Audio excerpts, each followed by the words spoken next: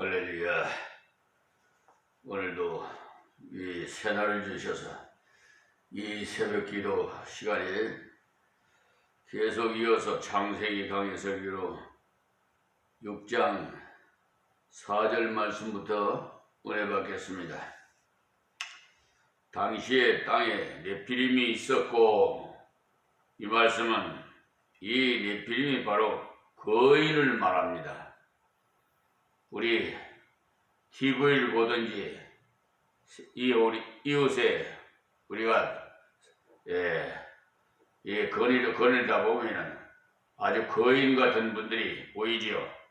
그걸 갖다 네피림이라. 요사이는 거인을 좋아해가지고 롯데 자이언트라고 야구 이름도 붙이고 거인, 슈퍼맨 초인하는 그런 것을 좋아하지 하는데, 그렇게 좋아하지 마세요. 사람은 이상하게 덩치 크고 키 큰 사람을 일반적으로 좋아하는데 특별히 초인을 더 좋아해요. 당시에 땅에 네피림이 있었다는 것은 무슨 말씀이냐면, 불신의 딸들이 그 아름다움을 보고 결혼했더니 육신적으로는 복받은 것 같은 아들이 태어나더라는 것이, 그 당시에는 힘쓰고 살 때 힘센 사람이 장사님, 그래서 거인이 태어났다 하면 제일로 생각해. 그런데 이 네피림이라는 말이 거인이라는 뜻도 있지만 또 침략자라는 말도 되고 싸움 잘하는 자라는 뜻도 있어요. 지금도 유전학을 연구하는 사람들은 말하기를 F1은 잡종 강세다 해가지고, 잡종을 하면 첫 때는 쓸만한 것이 많이 난다고 하는데, 여기서도 네피림이 났다는 말이야. 인간적으로 볼 때는 큰 복처럼 보였다 이 말이죠. 그 후에도 하나님의 아들들이 사람의 딸들을 취하여 자식을 낳았으니 그들이 용사라 고대 유명한 사람이었더라. 아멘. 그러니까 네피림이 태어나고 하니까 그것이 복인가 싶어가지고 경고가 되지 않고 오히려 제 마음대로 결혼하는 기회가 되었다는 거예요. 그 때문에 우리도 속지 말아야 돼.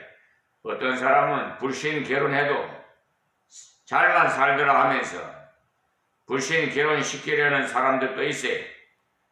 그것은 마치 노아 당시에 이들과도 같은 것이, 그러나 네피림이 넘어질 때는 소리가 더 크게 납니다.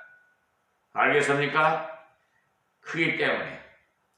이들은 이렇게 불신 결혼을 했지만 고대 유명한 용사들도 태어났어요. 인간적으로는 볼 때는 유명하고 성공했는 것 같아 보이지만 사람들이 이 유혹에 넘어가요. 우리들도 이 말씀을 대할 때 이런 부패가 어째서 왔느냐, 이것을 알아야 돼. 노아 시대의 이 부패는 가정에서 왔어요. 결혼을 앞둔 남녀들은 하나님의 뜻대로 결혼해야 한다는 것을 깊이 명심해야 합니다. 결혼한 분들은 이미 결혼한 것이 하나님의 뜻대로 못했다면 이제라도 자신이 하나님 앞에 바르게 살 것이고, 자식들도 하나님 뜻대로 바르게 결혼시키기 위해서도 기도로 준비하십시오. 그렇지 않으면 노아의 시대가 우리 때에도 올 수밖에 없어요.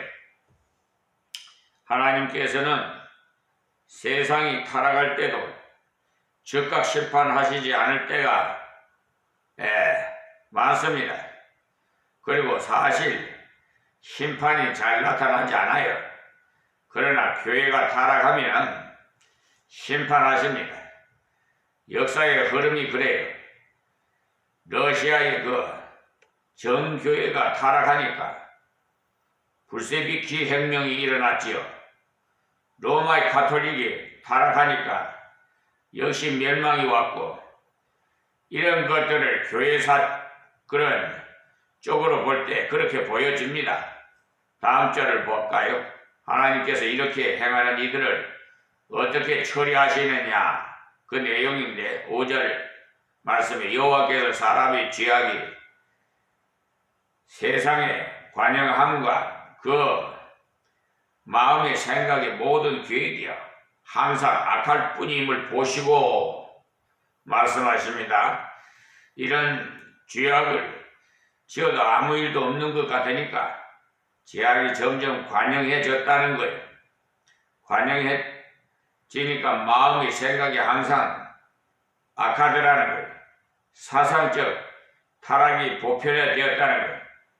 지금 우리도 무언지 모르게 이 머리가 타락해서 생각들이 보편적으로 타락한 것이 많아요.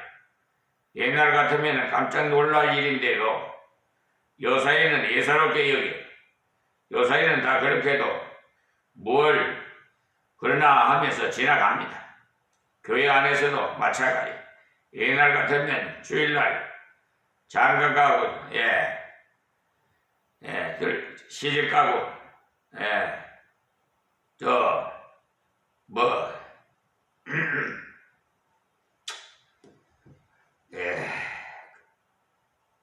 당장 치리받을 것인데 요사이는 예사예요. 무슨 그런 걸 가지고 치리를 할 수 있느냐고 합니다. 그런 식으로 까다롭게 하면 요사이 교인들 중에는 다른 교회로 가면 된다는 것입니다. 죄를 지어도 괜찮다는 식이니까 무슨 세대에 살고 있지요. 이들도 제멋대로 결혼하고 살아도 하나님의 징벌이 있으니까 그런 풍조가 퍼져나갔어. 마음의 생각과 계획이 항상 악하다고 했으니 이 악한 사상이 보편화되어 버렸다는 말입니다. 하나님 말씀대로 살지 않아도 괜찮아 보이고 어물쩍 넘어가는 것처럼 보일 때 그 사람이 점점 우리의 머리를 오염시켜가고 생각들이 자꾸 죄악된 길로만 가요. 옛날에는 청교도식으로 했지만 요사이는 그렇게 하면 교회가 되나 합니다. 그래서 잘못하면 너무 큰 교회를 만들려다가 부패하기도 쉬워요. 서울의 어떤 교회는 사고친 사람들을 다 모인다고 하거든요. 강화에도 그런 교회가 있다고 전에 들었습니다. 왜 그냥 적은 교회에서는 드러나지만 큰 교회 가면 숨겨버려진다는 거예요. 해석되어 버리니까 그런 것을 삼가야 할 것인데, 다음 6절에 땅 위에 사람 지으셨음을 한탄하사 마음에 근심하시고, 우리 하나님께서 한탄하셨다는 것은 그러니까 그렇게 의인적인 표현을 한 건데, 사람이 알 수 있는 방법으로 표현하다 보니까 이렇게밖에 표현할 수가 없어요. 하나님께서 안타까이 여기셨다 이 말입니다. 다음 7절에 가라사대 나의 창조한 사람을 내가 지면에서 쓸어버리되 사람으로부터 육축과 기는 것과 공중의 새까지 그리하리니 이는 내가 그것을 지었음을 한탄함이니라 하시니라. 참 이 말씀이 너무나 가슴이 아픕니다. 회개치 않고 거듭거듭 죄가 계속될 때 하나님께서 심판하세요. 죄악이 관영하는 반드시 심판이 나타나요. 이 관영이라는 말은 이 우리 사람이 정수리 정보리 위에 정수리까지 죄악이 넘친다는 거예요. 관연. 마지막 심판은 예수님 오실 때 나타나지만은 현재도 국부적으로 심판이 나타나고 있어요. 여러분 얼마 전에 저 하와이에 그 회오리 바람 뭐 같은 게 불어가고 화재가 나가지고 언론사에서 종말이 온 것 같다고 그러잖아요. 국부적인 심판이 오는 거예요. 지금도 전쟁이 일어나고 이스라엘과 하마스, 쿠웨이트와 러시아 또 시리아에는 뭐 지진이 일어나고 그냥 많은 사람이 그냥 매몰되고 갖가지 사건들이 그곳에서 일어나고 있잖아요. 예, 저는 지난 어느 분이 카톡으로 보내주셔서 보았는데 세상에 사람을 처형시키는 그것을 어떻게 동영상을 찍어가지고 아유 정말 참혹해서 못 보겠어요. 노아시대 그때는 환경 전체가 오염되고 육수가 기능과 공중의 새 그 모든 것까지도 제약된 곳에 사용한다는 것. 하나님께서 주신 만물은 하나님 뜻대로 바르게 사용하면 선한 것이고 또 불성정해서 쓰는 것은 악한 것이에요. 실제로 선하지 않은 것이 없어요. 담배 같은 것도 다 선한 것이에요. 니코틴을 뽑아서 약품으로 이용하면 좋은 것인데 입으로 피워가지고 그 코로 굴뚝 삼으니까 문제일 뿐이지 올바르게만 쓴다면 잘못된 것이 아니에요. 등산하는 사람들이 산에 가서 잠잘 때 담배 잎사귀를 곁에 두면 뱀이 접근하지 못한다고 하지 않습니까? 그러니 얼마나 좋은 것입니까? 바르게 쓰면 좋은 건데 몸으로 굴뚝을 삼으니까 폐암도 걸리고 해롭지요. 그러니까 만물을 잘못 사용하면 제약이 되는 거예요. 사람들 때문에 그때 모든 것이 심판받았는데 단지 물고기들만 면제되었어요. 다음 8절입니다. 그러나 노아는 여호와께 은혜를 입었더라. 이렇게 많은 부패 가운데서도 노아는 은혜를 입었어. 노아가 잘났더라. 아주 훌륭했더라가 아니에요. 은혜를 입었다고 했으니까 하나님께서 그걸 불쌍히 여기셔서 은혜를 주셨어요. 지금도 마찬가지입니다. 예수 믿지 않은 바깥 사람들과 우리 성도와 차이는 뭐냐면 성도는 하나님의 은혜 입었다는 것이 차이입니다. 다른 사람은 어떤지 몰라도 저는 그래요. 저는 아무리 생각해봐도 그 사람들보다 성질 나은 것도 없고 뭘 더 좋은 것도 없고 그래요. 저보다도 공부 잘한 사람들도 수두룩하고 키 큰 사람도 수두룩하고 천성적으로 마음씨 좋은 사람도 많은데 그런데 왜 은혜인지 왜 사랑인지 나를 예수 믿게 했으니 하나님의 은혜 때문이지 다른 이유 없어요. 다른 것으로는 해석이 안 돼. 여기서 노아의 훌륭한 점은 하나님의 은혜 입은 결과입니다. 그 때문에 노아가 위대하다 아니고 노아의 은혜를 베풀어 주시는 하나님이 위대하다는 것입니다.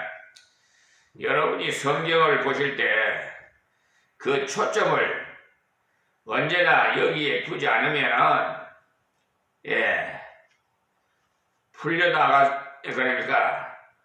풀려나가지 않아요. 해석이 되어가지 않는다 이 말이에요. 아브라함이 위대한 것이 아니라 아브라함을 쓰신 하나님이 위대하신 분이 모세가 위대한 것이 아니고 모세를 쓰시는 하나님이 위대한 거예요. 이 자리에 섰는 이 종, 비천한 종이 뭐 대단해서 쓰는 게 아니라 하나님의 은혜예요. 하나님의 그러니까 위대하신 그 하나님이 사용하신다는 거예요. 그러니 우리들은 그들 배우의 손길을 보지 않고 모세, 아브라함, 엘리야만 봐요. 그렇지 않아도 어떤 사람이 말하기를 엘리야가 오리라 했으니까 그 엘리야는 누구일까? 그런 소리를 한다고 했는데 누군지 문제될 것이 없어요. 예수님께서 세례 요한이 엘리야라고 하셨어요. 말라기 4장에 말한 엘리야는요 틀림없이 세례 요한을 말한 거예요. 그러나 육체로 엘리야가 다시 태어나 온 것이 아니라 엘리야의 마음을 가진 사람이 왔다는 말이에요. 앞으로 주님 오실 때가 가까울수록 그런 사람이 많이 일어납니다. 그러나 그런 사람이 일어나더라도 그 사람을 줄줄 따라다니지 말라 이 말이에요. 그 사람을 통해서 역사하시는 하나님을 따라가야 되지. 어느 목사가 설교를 잘한다 해가지고 그 사람을 따라다니서는 안 돼요. 그 사람이 전해주는 말씀을 듣고 순종하는 것이요. 그러나 그 사람을 다 부족해요. 여기서 그러나라는 말씀은 이렇게 세상 전부가 부패했으나 이렇게 타락했으나 노아는 하나님께 은혜를 입었기 때문에 거룩하게 되었다는 것입니다. 9절에서 12절까지는 그 노아의 아름다운 점을 기록해 두셨는데 이렇게 아름답게 될 수 있었으면 은혜를 입었기 때문이라는 말씀이 다른 이유가 없어요. 기도를 많이 하다 보니 그렇게 되었다는 것이 아닙니다. 은혜를 입었기 때문에 은혜를 입었다는 것은 하나님께서 은혜 주실 때 은혜를 믿음으로 받아들이면 은혜를 입는 것입니다. 주 예수를 믿으라 그리하면 너와 네 집 구원을 받으리라고 은혜의 말씀을 주실 때 겸손히 예 믿겠습니다 즉 아멘 하면서 그는 하나님 은혜를 입은 자예요. 많은 사람이 죄가 많아서 멸망하는 것이 아니에요. 은혜를 거절하게 해서 멸망하지. 죄가 많기로는 십자가 옆에 한 강도 그는 죄가 많아가지고 세상에서도 죽을 자라 하여서 십자가에서 죽게 된 것 아닙니까? 그러나 십자가 위에서 주님의 사랑으로 믿음으로 당신의 나라에 이를 때 나를 기억하소서라고 이 한마디로 인해서 그는 주님의 은혜를 입어서 당장 구원받았어요. 그러므로 누구든지 망한다면 죄 때문에 망한다는 것이 아니라 은혜를 거절하기 때문에 망하는 거예요. 이때도 노아가 나가서 증거했을 때 사람들이 하나님께로 돌아왔다면 다 은혜를 입을 수 있어요. 그런데 그 은혜를 거절했어요. 마지막 날 심판 때도 그래요. 사람들이 죄 때문에 멸망하는 것이 아니라 그러니까 죄는 주님께서 십자가에 돌아가실 때 다 지고 가셨어요. 그러나 그것은 나에게 주신 사랑의 선물 은혜로 받아들이지 않았기 때문에 죄인들이 스스로 자기 죄를 책임지고 멸망받는 거죠. 특사장을 주시는데도 그것을 받아들이지 않으면 죽는 길밖에 없습니다. 특사장을 주는데도 필요 없느라고 쫙 찢어버린다면 그는 죽는 길밖에 없는 거예요. 아무런 구할 방법이 없습니다. 노아는 하나님께서 은혜의 말씀을 주실 때 그 말씀을 받아들임으로써 은혜를 입었습니다. 노아는 말씀을 받았고 그 말씀을 믿었어요. 그 다음에 그 믿음이 무엇을 열매를 맺었느냐? 순종으로 열매를 맺어요. 그래서 야고보서에 말씀하시기를 행함이 없는 믿음은 그 자체가 죽은 것이라고 야고보서 2장 17절에 말씀하십니다. 정말로 옳은 믿음은 행함으로 믿음이 열매가 나게 마련이. 이때도 노아가 말씀대로 믿사오니 하고는 방주로 만들지 않았다면 정말로 믿지 않았다는 증거이지요. 지금도 믿사오니 하고는 순종하지 않는 사람이 많아요. 교회 안에서도 믿사오니 하고는 밖에서는 제 마음대로 살고 하니까 안 되는 거죠. 뭐. 또 다음 절부터는 은혜 입은 결과를 말씀하는데요. 9절에 노아의 사적은 이러하니라. 노아의 내력을 말하는데 간단하게 기록되어 있습니다. 노아는 의인이요. 선인이라고 하지 않고 의인이라고 했어요. 의인이란 원래의 뜻은 완전한 자라는 뜻입니다. 노아가 거짓말을 한 번도 하지 않았다든지 싸움을 한 번도 하지 않았다는 것이 아니에요. 노아도 하나님 말씀을 온전히 믿지 않았으면 이렇게 은혜를 입지를 못하는데 순종했기 때문에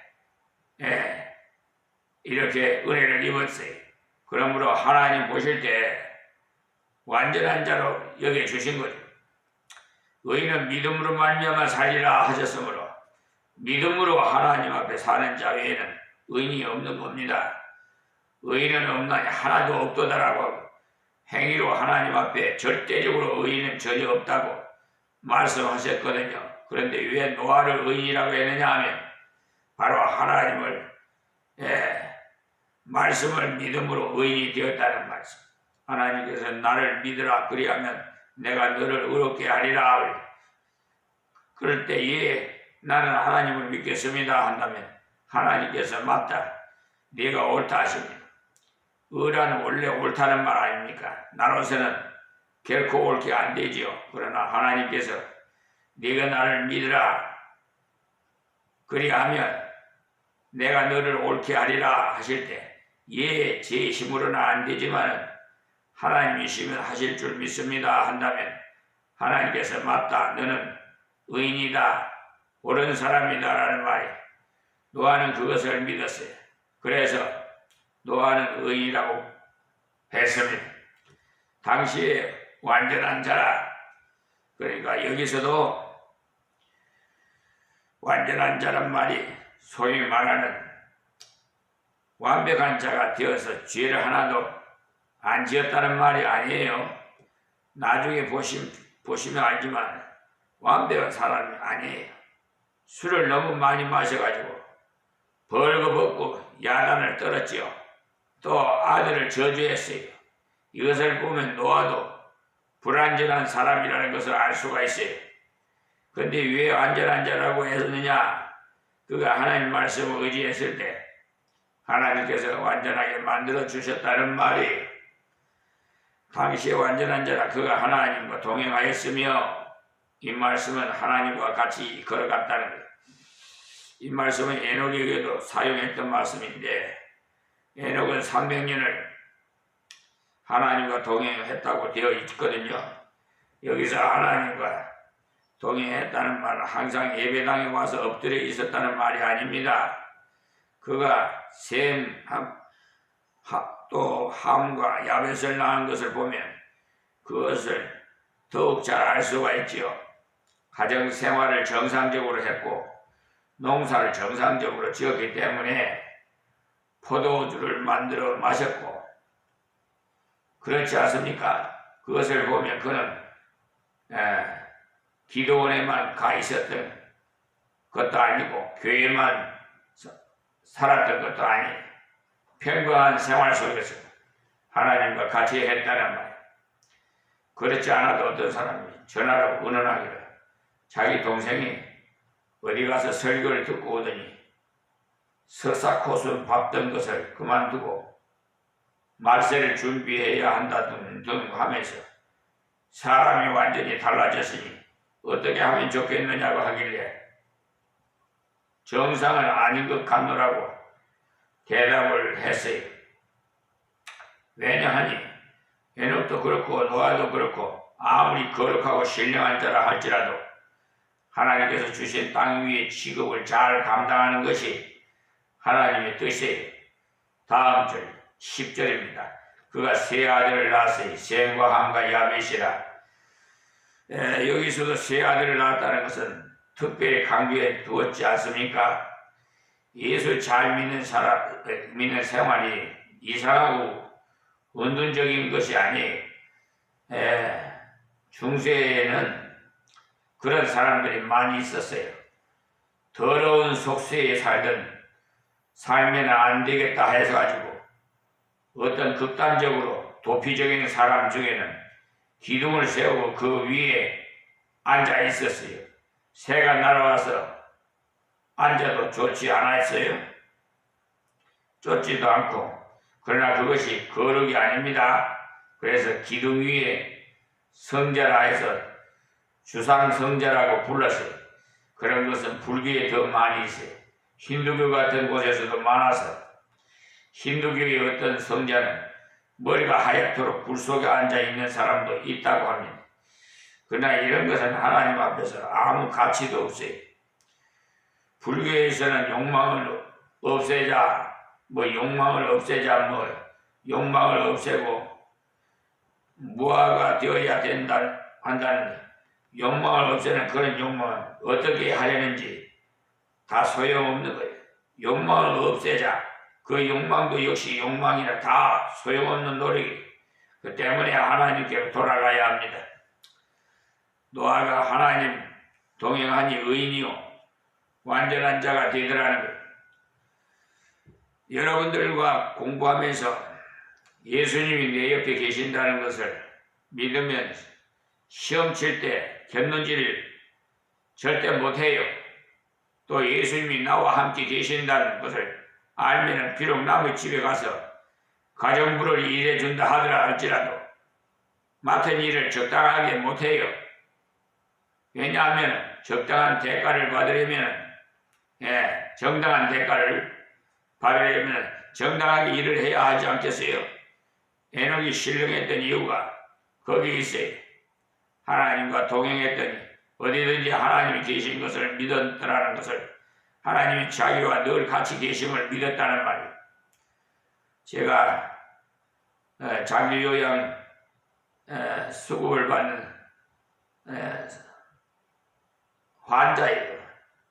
3등급을 올해 받아가지고 있는데 정말 거덕이 불편해서 겨우겨우 이렇게 지팡이를 짚고 이 자리까지 와서 여러분 앞에 말씀을 드리는 겁니다. 온 머리부터 발끝까지 그냥 갖가지 모든 그 질병으로 고통이 많지만은 하나님께서 다 은혜 주셔서 이렇게 힘을 얻어서 오늘도 썼는데, 우리 요양사님은요 하나님을 믿는 백성이라서 내가 본드러운 분들 열심히 그 하루에 3시간씩 열심히 일을 해요. 일할 것 없으면 찾아서라도 일을 하고 하는 것을 제 방에서 누워서 다 들어요.